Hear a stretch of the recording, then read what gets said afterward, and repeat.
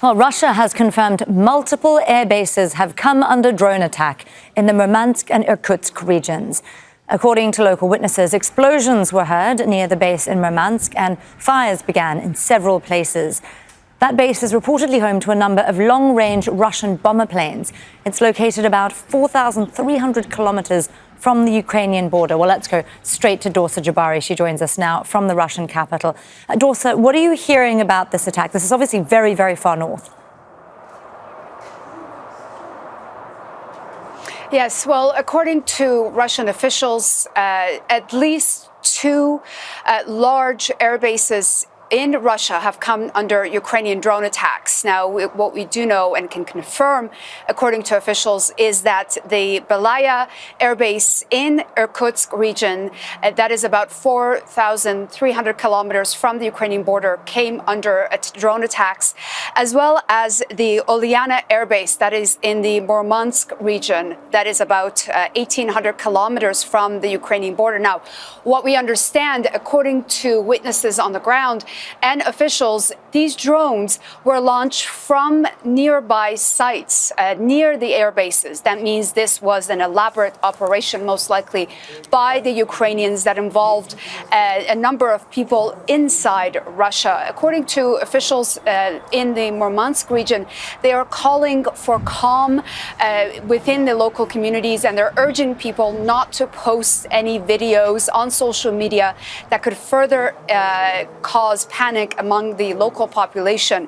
Now, this is the single largest attack that we've seen in one day across multiple military air bases inside Russia since the war began in February of 2022.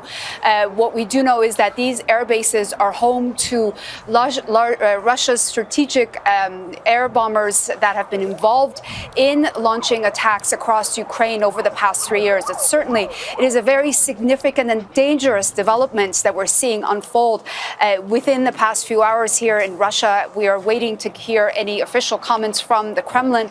What we do know is that, of course, the negotiations that are due to take place on Monday in Istanbul are still happening despite what we're seeing unfold on the ground.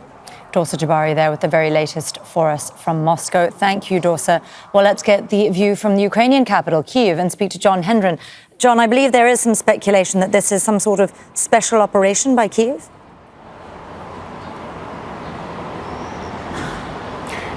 Well, that is what we are hearing from Ukrainian media. I should tell you that the official SBU, the security service here in Ukraine, has said nothing. They're not confirming any of this, but that is standard operating procedure for them.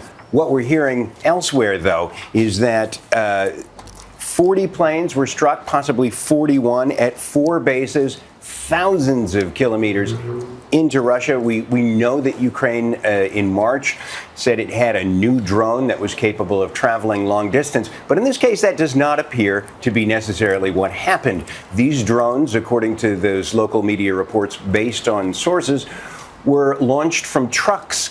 And those trucks launched the drones into the air bases and struck bombers, specifically looking for bombers that are routinely used to strike Ukraine.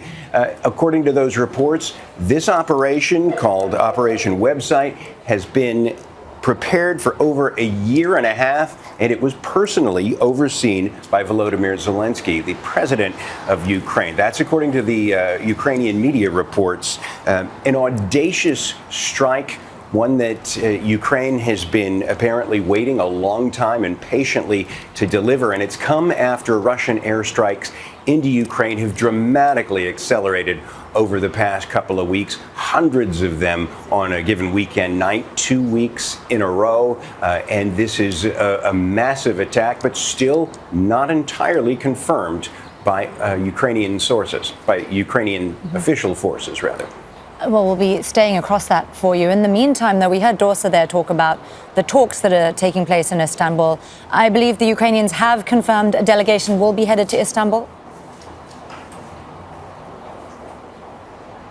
That's right. It seems awfully late. We've been talking about this for days, but now, with about 24 hours to go before those meetings are to take place, we are told that Defense Minister Rustem Umerov will be overseeing those. So it will be one at the ministry level. He's the Minister of Defense here in Ukraine.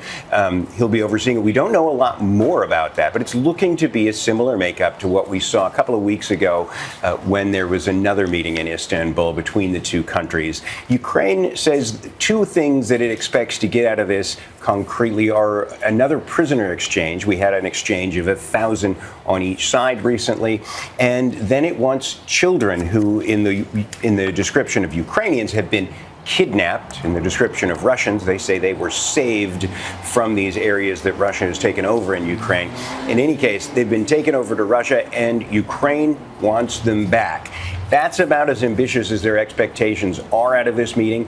They would like to see a ceasefire on the Ukrainian side, but Volodymyr Zelenskyy has been saying all along he does not think Vladimir Putin is terribly serious about this. They're still upset that they didn't get the Russian demands before this meeting takes place.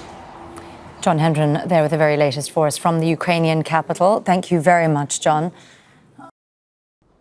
Make sure to subscribe to our channel to get the latest news from Al Jazeera.